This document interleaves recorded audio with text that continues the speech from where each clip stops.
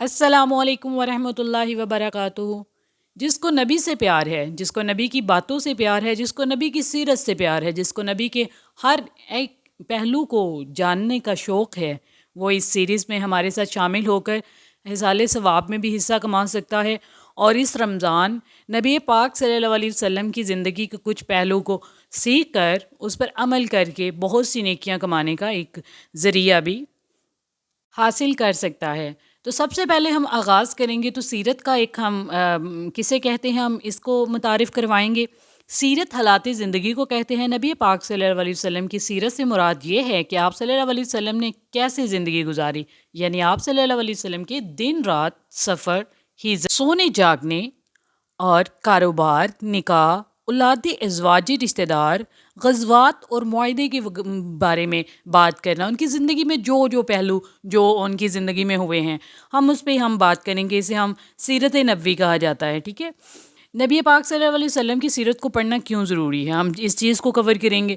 نبی پاک صلی اللہ علیہ وسلم سے ہم بہت ہی محبت کرتے ہیں، اور جس سے محبت کی جاتی ہے اس کے بارے میں جاننے کا شوق ہر ایک کی زندگی میں ہوتا ہے کہ وہ کس طرح سے زندگی گزارتے تھے تاکہ ہم بھی اس طرح سے زندگی گزار سکیں۔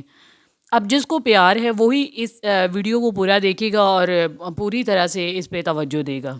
ہمارا تیسرا سوال یہ ہوتا ہے کہ مکہ میں بت پرستی کیسے شروع ہوئی؟ حالانکہ مکہ میں تو شروع میں ہی نبیوں کا نزول رہا ہے، تو ہم اس کے بارے میں تھوڑی سی روشنی ڈالیں گے کہ حضرت ابراہیم علیہ السلام کے دو بیٹے تھے، حضرت اسماعیل علیہ السلام اور حضرت اسحاق، ٹھیک ہے۔ حضرت اسحاق علیہ السلام جو ہیں وہ فلسطین میں رہتے تھے۔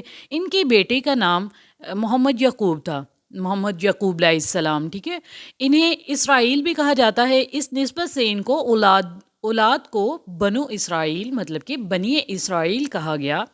ان میں حضرت موسیٰ علیہ السلام آئے جن کی قوم نے بچڑے کو معبود بنا لیا، انہیں تورات عطا کی گئی۔ اس کے بعد حضرت داؤد علیہ السلام آئے، انہیں زبور دی گئی۔ اس کے بعد بھی ان میں کئی انبیاء اکرام آئے۔ اولاد اسحاق یعنی کہ بنی اسرائیل میں آخری نبی حضرت عیسیٰ علیہ السلام آئے جنہیں کہ انجیل عطا کی گئی۔ حضرت ابراہیم علیہ السلام کے بیٹے جو تھے وہ حضرت اسماعیل علیہ السلام مکے میں رہتے تھے۔ ان کی اولاد اور ملت یہاں آباد تھی اور سب کے سب توحید والے تھے۔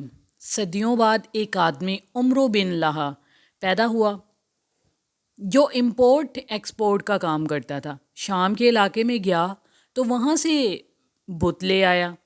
مکہ والوں کو کہنے لگا کہ یہ بڑا اچھا بت ہے، اللہ پاک سے اس کے واسطے سے مانگنا چاہیے۔ آہستہ آہستہ لوگ شرک میں مبتلا ہوتے گئے۔ وہ کہتے ہیں نا کہ جس طرح ایک اچھا انسان برا کام کرے گا تو بہت سے برے کام برے لوگ کرنے والے بھی اس میں شامل ہو جائیں گے، اور اسی طرح سے تعداد زیادہ ہوتی گئی۔ اسی شرک کو ختم کرنے کے لیے حضرت اسماعیل علیہ السلام کے اولاد میں ہر لحاظ سے آخری نبی رسول پاک جناب محمد صلی اللہ علیہ وسلم کو بھیجا گیا تاکہ لوگوں کو بت پرستی سے روکیں اور ساری دنیا کے لیے ایک ہی مکمل، جامع، آسان دین یعنی اسلام سکھائیں۔ حضرت محمد صلی اللہ علیہ وسلم کے بعد نہ کوئی نبی ہے اور نہ کوئی رسول ہے اور نہ کوئی کبھی آ سکتا ہے۔ تو جیسے کہ ہم نے بات کی، آج کے سوالوں کو ہم نے کور کیا ہے، اسی طرح سے ہم دوسری ایپیسوڈ میں بھی اس طرح سے بہت سے سوالوں کو کور کریں گے۔ اگر آپ کو اس میں کچھ بھی پسند آیا ہے تو آپ ہمارے چینل کو سبسکرائب کر کے ہمارے ساتھ اس چیز میں شامل ہو سکتے ہیں اور ہمارے اس نئے سفر کو مبارک بنا سکتے ہیں۔